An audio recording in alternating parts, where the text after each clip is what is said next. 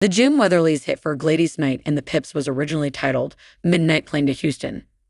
The Fall Guy star Lee Majors has had a major influence on the world of action filmmaking. But the 85-year-old screen legend is responsible for another pop culture cornerstone, Gladys Knight and the Pips' Midnight Train to Georgia. Reflecting with POPL about his headline-making marriage with Farrah Fawcett from 1973 to 1982, Majors recounts a little-known story that songwriter Jim Weatherly was inspired to write the 1973 hit thanks to a phone call with the couple.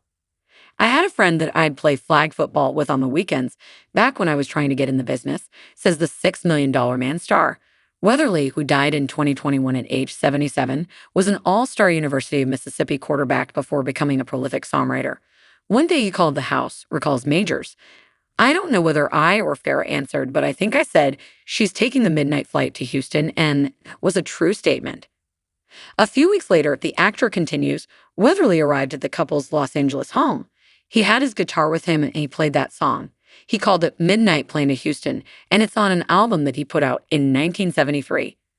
When he pitched the song to various bands, adds Majors, it was tweaked to better suit each singer. Knight, now 79, reportedly asked that they change both title and lyrics. It came down to, well, Jimmy, we don't really go to Houston and we really don't like to fly, so they changed it Midnight Train to Georgia. Speaking to Goldmine magazine in 2010, Weatherly remembered it was Fawcett, who died in 2009 at age 62, who answered his call. She made this statement that she was packing her clothes, getting ready to take the midnight plane to Houston to visit her folks. Weatherly said at the time, remembering the line as a little zinger that went off in his head. It was really a relatively easy song to write because I actually used Lee and Farrah as a mental movie in my mind about a girl who comes to LA to make it and she struggles and then goes back, and the guy she falls in love with goes back with her, he explained. Of course, that wasn't their story, but it made an interesting little song. Midnight Train to Georgia won the 1974 Grammy Award for Best R&B Vocal Performance by a Duo, Group, or Chorus, as the category was known as from 1973 to 1980 and peaked at No. 1 on the pop and R&B charts.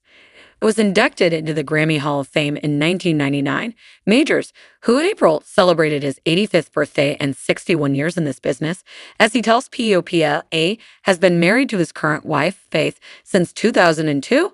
Among his recent projects is a cameo in the Ryan Gosling starring movie The Fall Guy, in theaters now, which is loosely based on Majors' 1980s ABC series of the same name.